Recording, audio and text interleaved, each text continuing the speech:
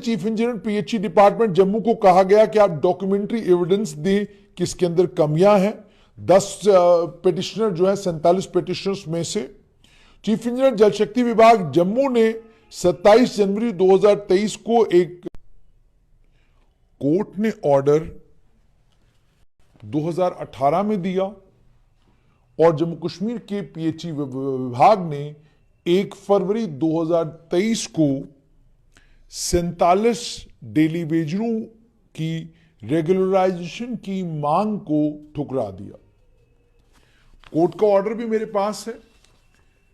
Case था Mohammad Yasin and others versus state of J and K. इसमें इन पिटिशनर्स ने SRO 64 जो 1994 में आया था उसके तहत रेगुलराइजेशन की मांग की थी। उन्होंने ये कहा था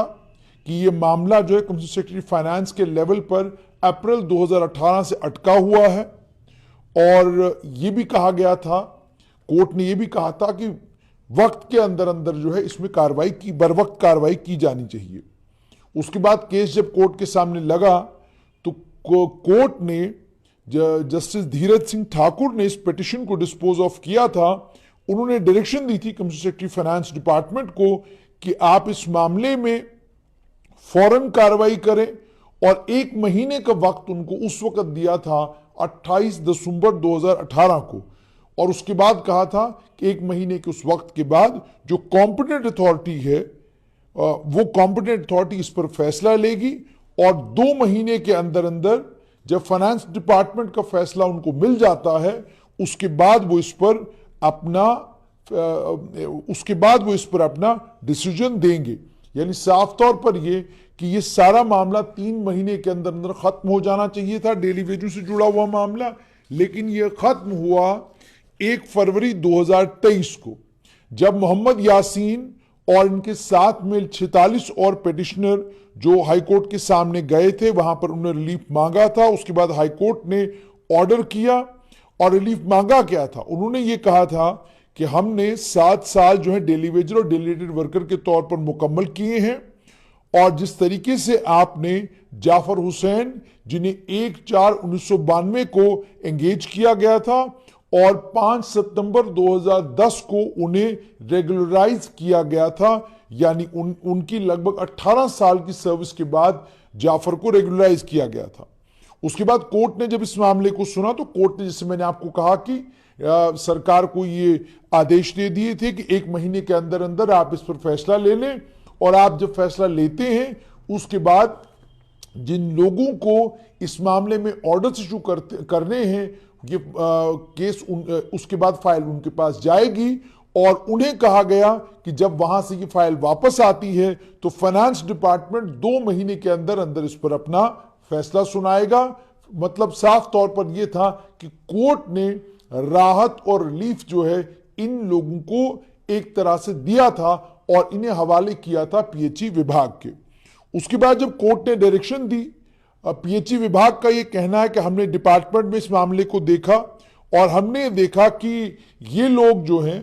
ये लोग रेगुलराइजेशन की मांग कर रहे हैं SRO 64 के तहत। फाइनेंस डिपार्टमेंट ने इस केस को डिपार्टमेंट को वापस भेजा और उसमें मिनट्स ऑफ द मीटिंग थे एम्पावर्ड कमेटी में, जिसमें यह बताया गया कि 47 पिटिशनर हैं ये और इन 47 में से जो 37 पिटिशनर थे उन्हें कैजुअल लेबरर के तौर पर, पार्ट टाइम वर्कर के तौर पर उन्हें एंगेज किया गया था और उन्हें जो वेजेस मिल रही थी, जो मजदूरी उनको मिल रही थी, वो उन्हें जो 2010 में रेट नोटिफाई किए गए थे उनसे कम मिल रही थी। कमेटी की ये भी ऑब्जर्वेशन थी कि डिपार्टमेंट को इनका केस कंसिडर करना चाहिए और SRO 520 जो 2017 में आया उसके तहत इसे प्रोसेस करना चाहिए। उसके अलावा जो 10 पिटिशनर थे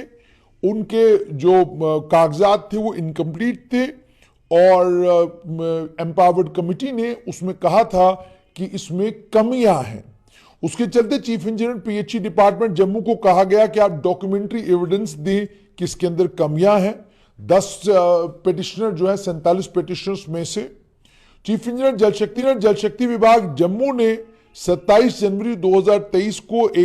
27 जनवरी 2023 को जवाब दिया और ये बताया कि जो 10 पिटिशनर हैं इनमें से जब हम उनके रिकॉर्ड को खंगालते हैं, इन्हें नीड बेसिस पर, पार्ट टाइम बेसिस पर लगाया गया था। इसलिए इनमें से कोई भी पिटिशनर SRO 64 या SRO 520 दो में से किसी भी SRO की जो कंडीशंस हैं फुलफिल नहीं करता है। इसी के चलते डिपार्टमेंट ने इस केस को एग्जामिन किया और इस केस को एग्जामिन करने के बाद यह पता चला कि जितने भी ये पिटिशनर हैं इनका क्लेम मेंटेनेबल नहीं है। तो इसलिए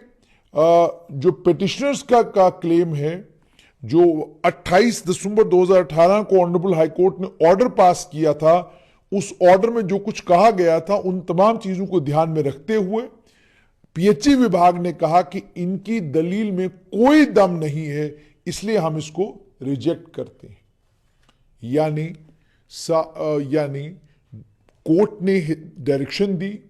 उस डायरेक्शन का पालन PHE विभाग ने 5 साल के बाद किया और 5 साल के बाद यह किया कि जो क्लेम था इन तमाम पिटिशनर्स का, उस क्लेम को रिजेक्ट किया।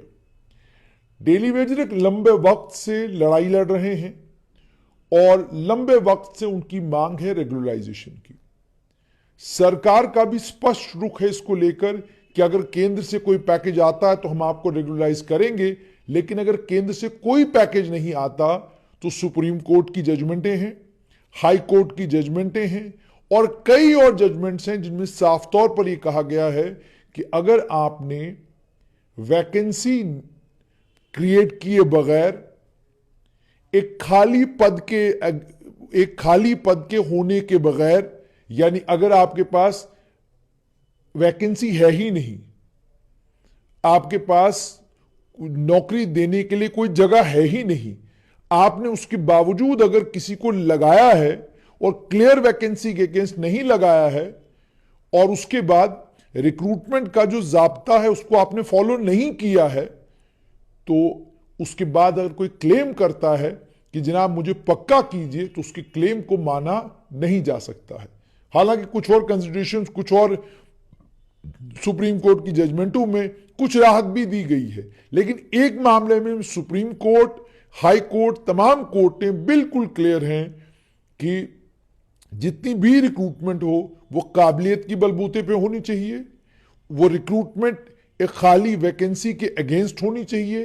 वो प्रॉपर रिक्रूटमेंट के मेथड के जरिए होनी चाहिए। इस मामले में कोर्ट जो है बिल्कुल क्लियर है। तो इसी के चलते सरकार के सामने जहां एक बाधा ये कि पैसा नहीं है, दूसरी बाधा ये कि कोर्ट की जजमेंटें हैं,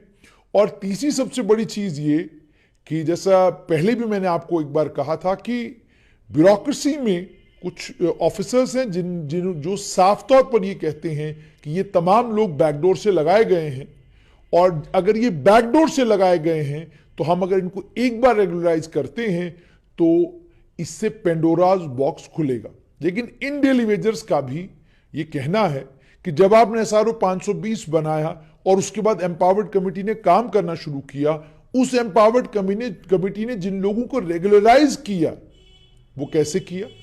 और SRO जैसे मैंने आपको बताया 64 के तहत जो लोग 1994 में रेगुलराइज हुए वो भी तो इसी तरीके से लगे थे। अगर वो तब लग गए, रेगुलराइज हो गए, तो हमें रेगुलराइज करने में सरकार को दिक्कत कहां। तो इसका मतलब प्रेसिडेंस जो ऑलरेडी पास्ट में सेट हुआ है, उसी प्रेसिडेंस के चलते ये तमाम डेली वेजर्स भी अपनी मांग को लेकर सड़कों के ऊपर हैं, धरना दे रहे हैं, प्रदर्शन कर रहे हैं, और फिर से इन्होंने कहा है कि ये एक बहुत बड़ा धरना और एक